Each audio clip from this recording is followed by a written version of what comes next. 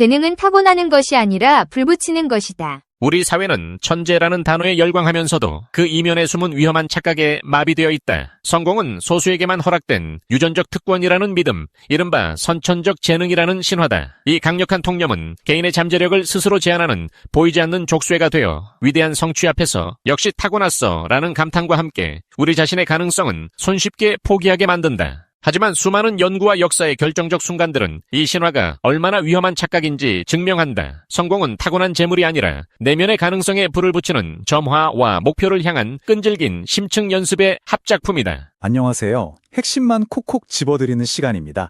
오늘은요, 대체 저런 엄청난 재능은 어디서 오는 걸까? 하는 질문에 대한 아주 획기적인 아이디어를 한번 파헤쳐 볼까 합니다. 자, 이 질문 한번 생각해 볼까요? 비범한 재능, 과연 타고나는 걸까요? 아니면 만들어지는 걸까요? 보통은 쟤는 재능을 타고났어. 이렇게 생각하기 쉽잖아요. 그냥 있거나 없거나 둘 중 하나인 것처럼요. 그런데 만약 그게 다가 아니라면요. 여기서 제시하는 개념은 이렇습니다. 재능을 만들려면 딱 두 가지가 필요하다는 거예요. 하나는 기술을 만드는 엔진, 바로 심층 연습입니다. 우리가 흔히 아는 1만 시간의 법칙 같은 거죠.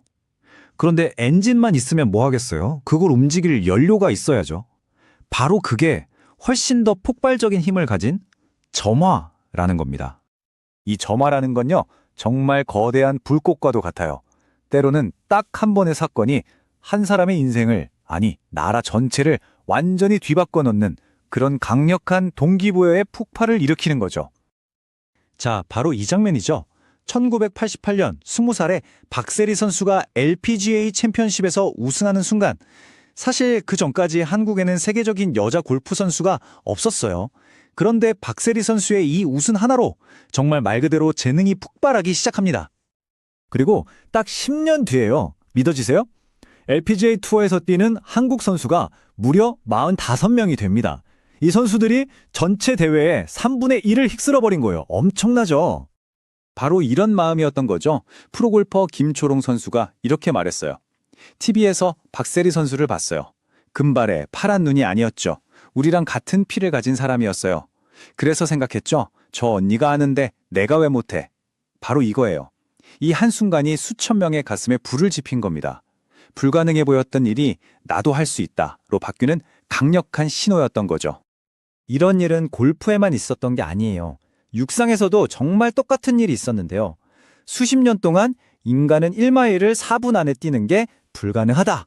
이게 거의 정설이었어요. 생리학적으로 안 된다는 거죠. 그런데 1954년에 로저 베니스터라는 선수가 딱 하고 그 벽을 깨버립니다. 3분 59초 4. 그랬더니 어떻게 됐을까요?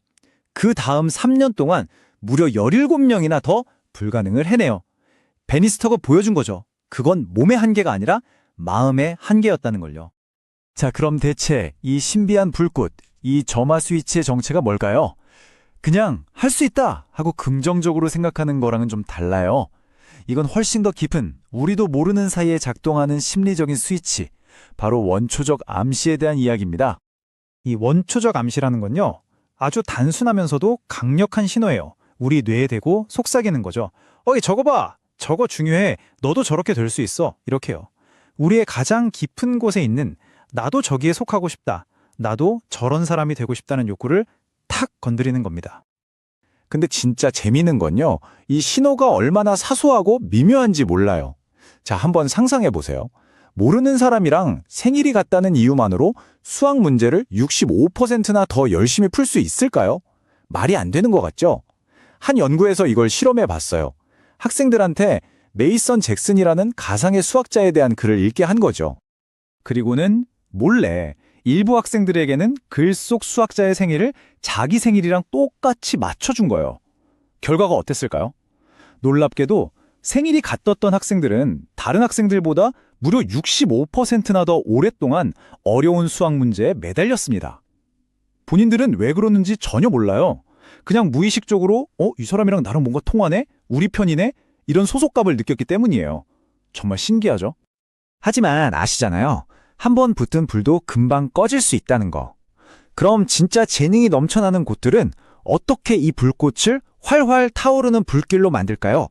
비결은 바로 매일매일 동기를 부여하는 환경을 만드는 데 있습니다. 15만.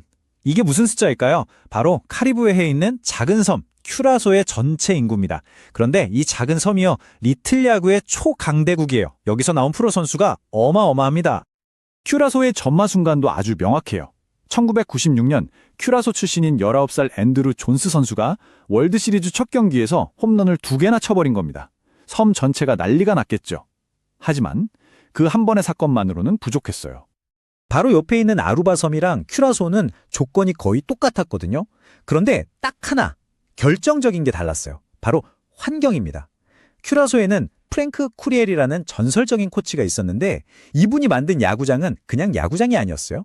말 그대로 야구의 시스티나 성당이었죠. 홈플레이트 뒤 컨테이너에서 살면서 야구장 곳곳에 트로피, 영웅들의 사진을 붙여놓고 메이저리그 스카우터들이 늘 지켜보는 걸 아이들이 보게 한 거예요. 리틀 야구부터 프로까지 성공으로 가는 사다리가 눈앞에 생생하게 보였던 거죠. 자, 이제 진짜 중요한 부분입니다. 이런 신호들을 그냥 기다리는 게 아니라 우리가 직접 만들 수 있다는 거예요. 그리고 우리가 가진 도구 중에 가장 강력한 것 중 하나가 뭔지 아세요? 바로 우리가 매일 쓰는 말입니다. 심리학자 캐롤 드웩이 5학년 학생 400명을 데리고 정말 유명한 실험을 했어요. 결과가 진짜 충격적입니다.